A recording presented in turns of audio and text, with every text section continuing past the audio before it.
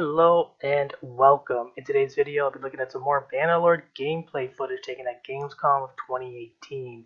Right away, you'll notice that there isn't any audio. From what I heard, there was one of the recording stations had a problem and didn't record the audio into the game.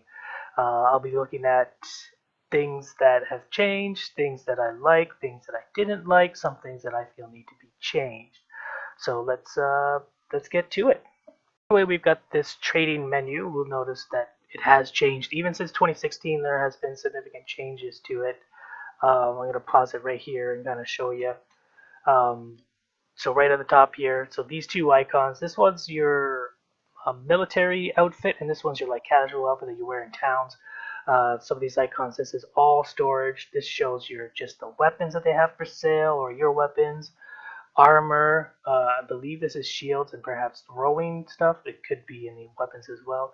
The horses they have, and this is miscellaneous, such as your food and trade items. Also, these circles here, you click on these, it'll highlight, then it'll lock these items so that you can choose which items you want to keep and which items you want to sell. By clicking these ones, it locks them, and then you press this, and this sells all. This is a take all. Now you'll also notice that there is a change. There's no more just inventory space, it's inventory weight. So now like a dagger doesn't take up a spot as much as like a horse would, which is a great improvement from before. Okay, here we go. We got the recruitment menu. So before it used to be that you could just walk into the villages and say, I want to recruit some people, and they'll be like, yeah, we got so and so many people. And now you actually have to, you can choose. With this menu now, you'll notice that he's picking and choosing. They tell you, the level, what skills they have before you have to go through many menus to find out their skills. Once you click on them, you'll notice here you have how many people you can have join the party, your gold, how much gold it's going to cost you. Now there's a little bit of improvement as well here with what it's going to cost you in speed on the map. So right now he's sitting at 10.2, and he's going to drop down minus 2.0, and I believe this is morale, or what? No, sorry, this is looks like the wages that it's going to cost you to maintain the people. So right now he's chasing down some looters, it looks like, and he's going to engage into combat. Here already on this screen, 2016, when you met up with like somebody, like a lord or a bandit or whatever, there'd be like a huge backdrop, a big scene that you can see in the background. Now they've kind of really condensed it and shortened it. If he didn't have a hood on, you'd be able to see his face, and his facial expression changes when you tell him that you're gonna like take them out alive or whatever. Another thing here that I kind of don't like, I like this feature, but I feel that it's too much, like it's too bright on the map. It kind of takes away from the immersion, so I kind of really don't, I'm not a fan of that. This little animation there was cool. Right away this guy, he starts testing out the mechanics of the riding and the movements of the weapons, which is really fluid, really flawless. The horse itself is a lot better. You can see that his mane here has like a physics now, his hair is moving around. Back in Warband, the horses used to have like a really wide turn radius they'd have to take, and now here you notice he's like the little pivot, stop and turn, and bam, he's away he goes, right? Now before it was, you kind of had to really widen out your space and widen out your turn in order to make a proper turn on your horse. Here's the menu. Usually the first menu that comes up is the prisoner menu, and whatnot. You already kind of throw this. So notice here that he puts this on his face, and you'll notice now on the world map he has that. So constant character change with your armor upgrades with you as you're on with your character on the map, which is a nice feature. So another little added feature here with the upgrading is he's looking at which units, and right here he clicks and he opens up the encyclopedia so he can determine what tree he wants to go down with his recruitment, with his upgrades on his recruits. That's a really good feature as well. And then you pick and choose, which way you want to go, and it tells you a lot better now than before. So here we're gonna watch a little thing that I'm not a big fan of. You click go to the town center, but you start way outside of the castle here, the gate, sorry. and it seems like a really long gated run and kind of just a waste of time. Maybe they just did this for the demo so you can get like a feel for it, but I feel like you shouldn't have spawned so far out and have to run all the way up to get to the town center. It just seems like it's unneeded. It's just unneeded at all times.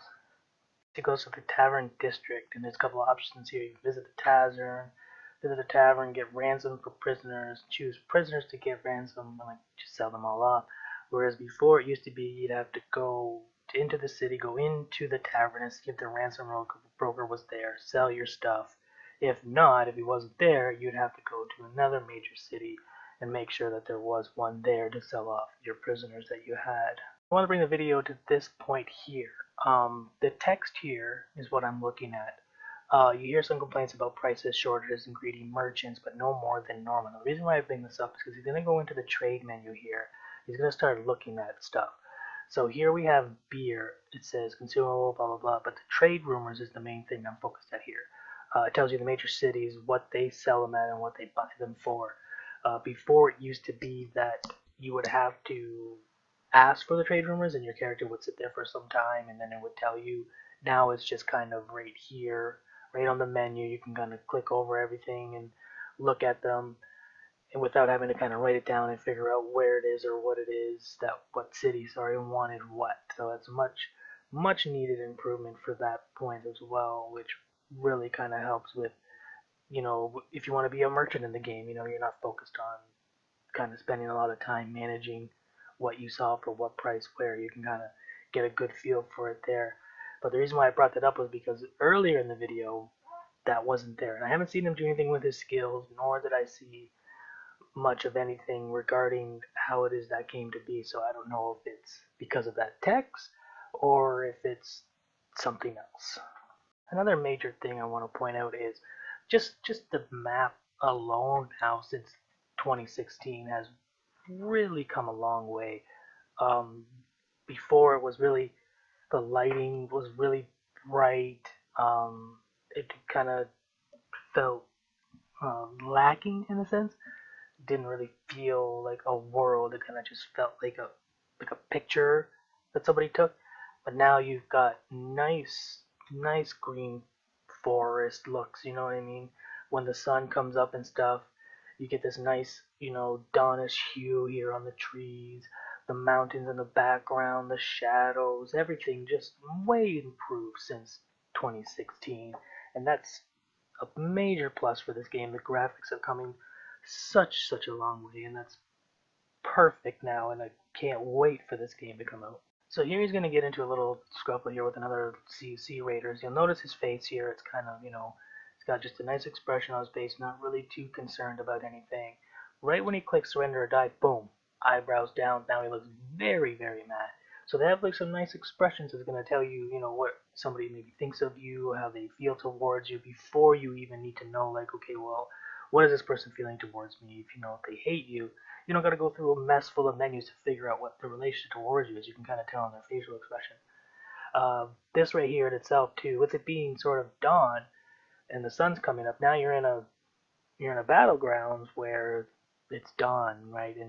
And that's very good. That's going to be kind of pick and choosy what it is kind of battles, because you're going against an army that's kind of darkened out. You're not going to be able to see them all that well, which is very important when developing tactics. Mind you, your AI is going to sniff them out, which is kind of a bummer. I wish there was a little bit better AI in that aspect, but what can you do? You get what you get. You can't go overly crazy with it, I guess. Another thing that's still bothering me is the way the AI battles. It doesn't feel so realistic and so immersive. Like they kind of just jump into like a blob with each other. You got guys with swords and big spears, all kind of like face to face with the guy, and they're stabbing and they're slicing at him and still trying to hit him, and then the guy's like moving back. He's not falling over. Like they'll be fighting on rocks, or they'll be fighting in the bush, in the trees, in the forest. In those realistic times, you'll be falling over trees and sticks and you know, all kinds of things, but these guys just keep moving, they keep the same pace, nobody ever gets tired, really. It just, I feel like that needs a little bit more immersive work to it, but we'll see, maybe they will, or maybe it's just the, the AI difficulty level is turned down at this point just for demo purposes, I guess. Maybe when they get to the higher difficulty levels, things do change, but who knows. So this here is kind of what I'm getting towards, how the terrain, you know, it's got rocks, got big rocks, got, you know, stony pebbles, got tree stumps there in the way, and the AI kind of just ignores all that. Like, the terrain really isn't affecting you too much, other than say this tree like kind of affected his movement there. But you see how they just kind of get into a clump. This guy, he's just swinging away. Nobody beside him's getting hit. Like, his team isn't getting hit. But they kind of just blob together, and they've got these swords, and they're slashing. This guy here is walking backwards over trees, like logs and rocks, and nothing's not losing no balance. So it just maybe kind of touch in on those a bit and kind of improve on that would be ideal and more realistic in my eyes. That you kind of just, these guys, you know, aren't going to just always be moving back at the same pace and keeping their balance while they're being, you know, threatened with a sword or a spear or an axe or something, you know. I also just take a second to kind of take this all in right here. This is a Sea Raider hideout. Still kind of looks similar to the Warband hideouts, where, you know, they had the ships and the little cave.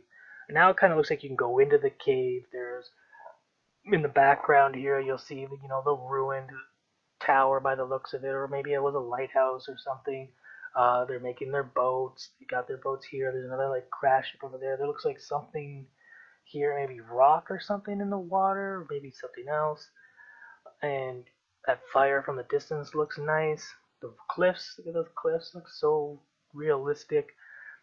Everything just looks so much larger, so much more detailed. Everything, and that's part of their new engine, right? They even updated their engine in March, I believe, of this year. They updated it to where they can provide better lighting and better everything. I was reading, that's a huge improvement for this game, that they've had to kind of redo it all since 2016, since they, you know, they've changed engines, you know, they've updated the engine, they've done this, they've done that, so it's really coming along. So this screen here is, he's looking at his skills. I believe the developers have gone on to say that you just can't level up everything you want. You have to use the item. So here he's unlocked standard bearer plus 50% morale to troops in formation at the start of battle. He's just unlocked it. He hasn't put a point in it to use it, or to have it, sorry. So, you know, because he's using two hands, you know, he unlocks this perk, hit points increased by 3%. So it's now a level up by using system now. You know, you're using the weapon, you're leveling up, or you're using the shield to block, you're leveling that up, or, you know, using your bow, you're leveling up, you're riding the horses, you're leveling that up. So it's definitely more of like going back to like old school, like Elder Scrolls Morrowind, where that was there, where you used it, you leveled it up. It wasn't just, you know, well, you know, you use two-hand sword all game long, but you can level up your, you know, your bow now, because, you know, you're now so proficient in it. It's you use it, you become proficient in it and better in it, and can upgrade it, which is such an amazing and much better component to the game. There's one little trick here that he kind of does is he visits a tavern, and then he leaves from the outside tavern door, and that's going to bring him into the town itself, which I guess is the better way to do it, considering that you don't kind of have to run up from the outside gates to get into the town center. I don't enjoy that feature of running from the gates. I know it's like kind of realize, oh, you came to the gates, but if you're able to visit a trader from the menu, I don't think you should start from so far out and have to run all the way up, because it just doesn't make any sense to me that that's a thing. This menu here, um, he's at a small village, and I'm not, I can't get on board with this in the sense that I feel like a small village really wouldn't have like these, unless it's like a mercenary village or something, but wouldn't really have these high-end recruits. I just feel like these are something that should be more limited to the actual castle as opposed to all of the places. It just feels like it's every place is like a major castle that has like high-end troops, and all you have to do is just kind of, just get good with one or two, three people from one village, and you can have high-end recruits. I'm not down. I don't know. It doesn't feel like that's realistic that a village would have, like, oh, look, this guy's sword, shield on horseback, sword, shield on horseback, crossbow. It's like, why are they at a village during wartime? Why are you selling these people off? I feel like at a castle, it's kind of more of like ideal in that sense that would be kind of something that they would have, like kind of like a mercenary group inside of the castle where these guys are selling off the people they can't afford, or they quit the business or something. And here at this point, he can't buy them. He's got too many people. He takes a hostile action, can raid the village, attack them right away. Now he's encountered the militia. Before, it used to be that you would just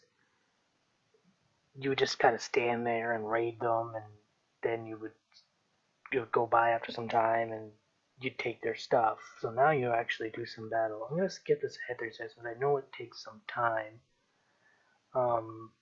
So I'm gonna let you watch this last little bit, and that's gonna do it for the in-depth look at some gameplay coming out of Gamescom 2018, and what my thoughts are, what my impressions were, what I liked, what I didn't like, what I think they need to change, what I think can be done. So I think this game is about a year away. They have mentioned that there is going to be some sort of early access or a beta. I don't think it's going to be anytime soon, but if I had to say, I think this game would come out 2019, probably fall of 2019, maybe September or October. It's not too far out. They're letting people play it. They're at Gamescom letting people play, pressers, YouTubers, the business side, and giving out USB sticks with the recording of it. So, they say they're in the mid to late game kind of stuff, which isn't too far out. And they've got some a little bit more polishing to do and other things to do. But I'm impressed. I'm on board, and I hope it comes out with all this content plus more. So yeah,